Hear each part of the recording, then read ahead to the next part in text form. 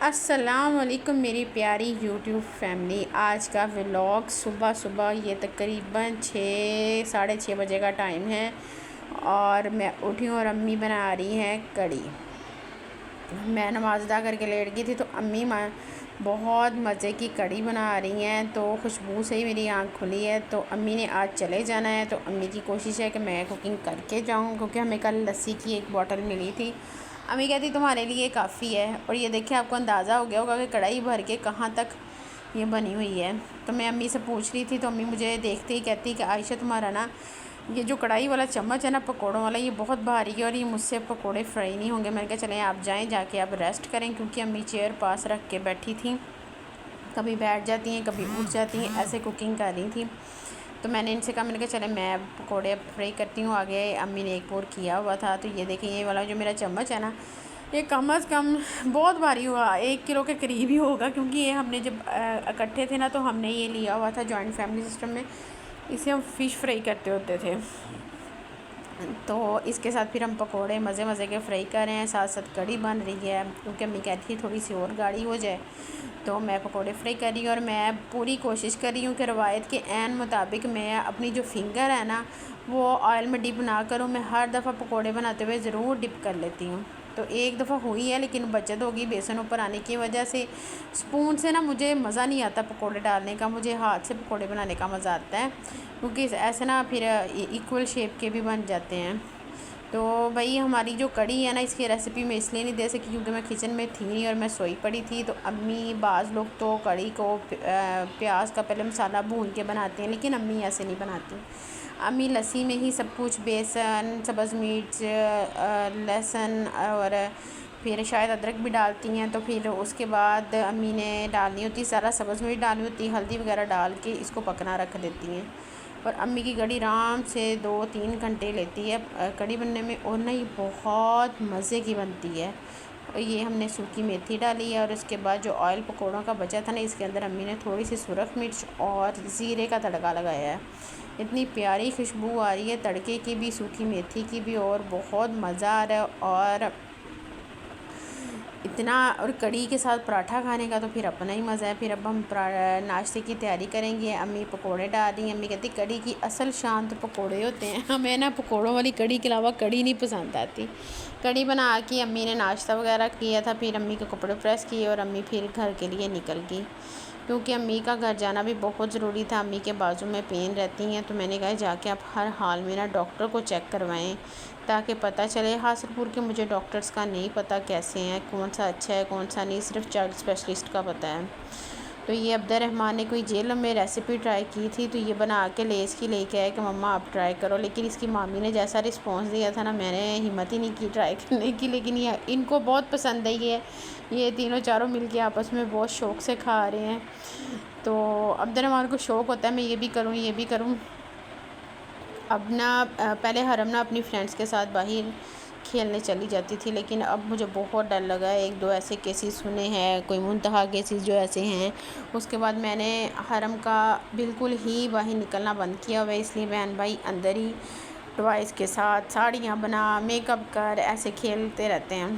انہوں نے ذکریہ کو بھی لڑکی بنا لیا ہوا ہے سارے کام کر کے. تو اب ہم کچن کی صفائی کی طرف آتے ہیں. چولہا 3-4 دن ہو کے صاف نہیں ہوا تو امی نے مجھے تھوڑا سا ڈانٹا بھی ہے کہ چولہے کو نیٹ رکھا کرو. اگر زیادہ جل گیا نا پھر تمہارے ہاتھ رہ جائیں گے اس کو کوستے.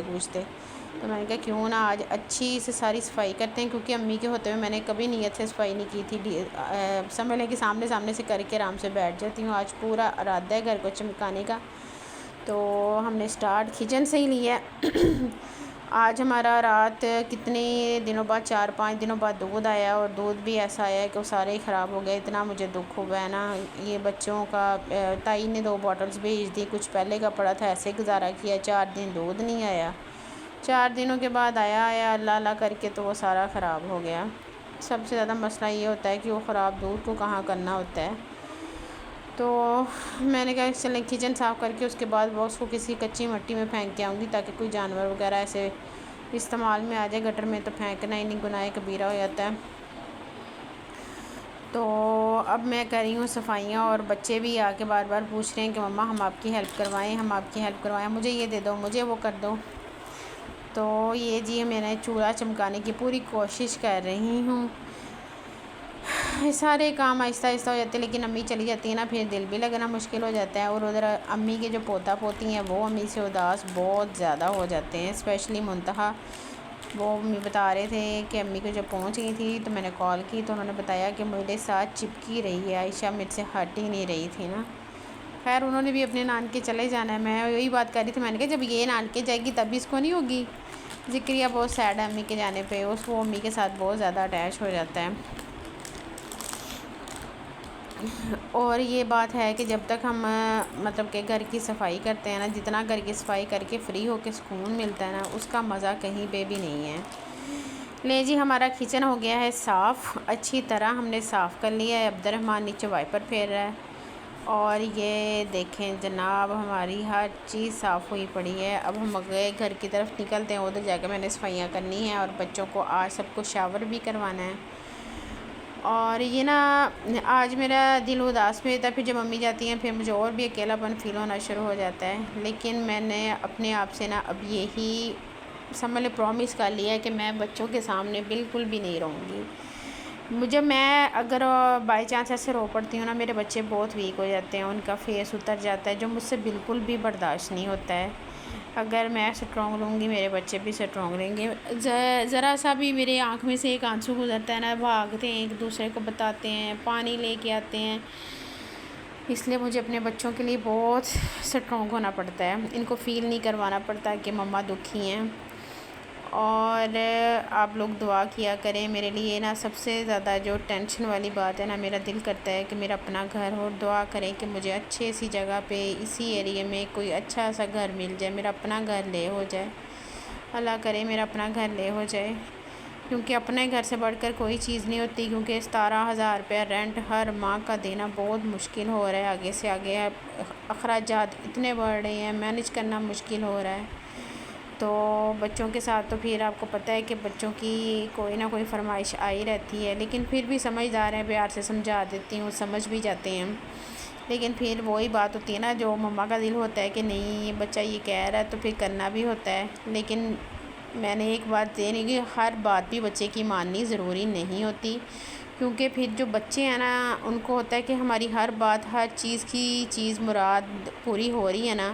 تو پھر بچوں کو یہ ہوتا ہے کہ جہاں سے مرضی لا کے پوری کریں. ہم شروع سے بچوں کو ایسی تربیت کریں نا کہ انہیں اس چیز کا احساس دلوائیں. تھوڑا سا نا کہہ لیں کہ ایک چیز کو ترسانا یا کچھ بھی کہہ لیں، اگر ہم ہر چیز ان کو لا کے دیں گے تو ان کو یہ ہوگا کہ ہماری ہر فرمائش پوری ہو جاتی ہے. پہلے شروع میں نے ایسے ہی کرتی تھی، اپنے آپ کو تنگ کر لیتی تھی، لیکن جو بچے کہتے تھے نا وہ کرتی تھی تاکہ ان کو عرفان کی کمی فیل نہ ہو. پھر جیسے جیسے ٹائم گزرا نا مجھے فیل ہوا ایسے تو ان کی ہر خواہشات پوری کی بعض نہیں بھی پوری ہو سکتی. تو ان کو تو ایسی عادت پڑ جائے گی، ان کو اپنے جیسا ماحول ہے اسی ماحول میں رہنا چاہیے، جیسے حالات ہیں اسی حالات میں سیٹل ہونا چاہیے. شروع سے میں ان کو سکھاؤں گی، کروں گی، پھر ہی یہ میرے ساتھ ایسے ہوں گے نا. اور پھر بچے آہستہ آہستہ سمجھنے بھی لگ گئے. نہیں تو پھر ایسے ہو گیا تھا کہ یہ ضد کرنے لگ جاتے تھے کہ ہمیں یہ چاہیے تو ابھی چاہیے. اور یہ باتیں بچوں کی پھر بہت بری ہو جاتی ہیں. لیکن اللہ کا شکر ہے آہستہ آہستہ ان چیزوں کی نا ان کو تھوڑا تھوڑا، نہیں ابھی نہیں، کچھ رک جاؤ، پھر میں کہہ دیتی ہوں آپ رزلٹ اچھا لے کے آؤ پھر آپ کو لے کے دوں گی، یا آپ یہ سپارہ ختم کریں، یا آپ یہ والی آیتیں یاد کر لیں پھر آپ کو میں یہ چیز گفٹ میں دوں گی. ایسے دے کے نا پھر ان کو ایسے ان کی وشز پوری کرتی ہیں. لیکن وہ ساری نہیں بھی پوری ہوتی، لیکن کوئی بات نہیں، بچوں کو ہر حالات میں مینیج کرنا سکھانا چاہیے. نہیں جی باتوں باتوں میں میرا گھر سارا ہی صاف ہو گیا ہے. ذکریہ شاور کرنے گیا ہوا تھا، اس کو شاور میں نے ہی خیر کروانا ہوتا ہے تو باہر بھاگ آیا تھا کہ میرے شیمپو کر دو. شیمپو سوری میں ان کے لگاتی نہیں ہوں، تو میرے صابن لگا دو، میرے صابن لگا دو. تو وہ میں ایسے کہہ رہی چلو واش روم میں بھاگ. وہ کہہ رہا تھا مجھے سردی لگ رہی ہے، اس کو سردی بھی ایم ہی لگ جاتی ہے. اگر آپ کو میری ویڈیوز اچھی لگتی ہیں پلیز سبسکرائب کریں، لائک کریں، شیئر کریں، کمنٹس کریں اور صفائی کرتے. مجھے اتنی بھوک لگ گئی تھی، پتہ نہیں میرا بی پی لو ہوا ہے کہ شوگر لو ہی ہے. میرے ہاتھ پاؤں اتنے کانپنے لگ گئے تھے کہ مجھے فٹافٹ میں نے کھانا کھایا ہے. اور میرے ساتھ اکثر ایسا ہو جاتا ہے. تو کتنی دیر میری طبیعت سیٹ نہیں ہوئی ہے. عبد الرحمن بہت زیادہ ٹینشن میں آ گیا تھا کہ مما آپ کو کیا ہوا ہے. کھانا کھایا ہے، پھر آدھے پونے گھنٹے بعد میں آہستہ آہستہ سیٹل ہوئی ہوں. بھوک مجھ سے بالکل بھی برداشت نہیں ہوتی۔ چلیں جی، دعاؤں میں یاد رکھیے گا۔ ولاگ یہیں ختم کرتی ہوں۔ اللہ حافظ، فی امان اللہ۔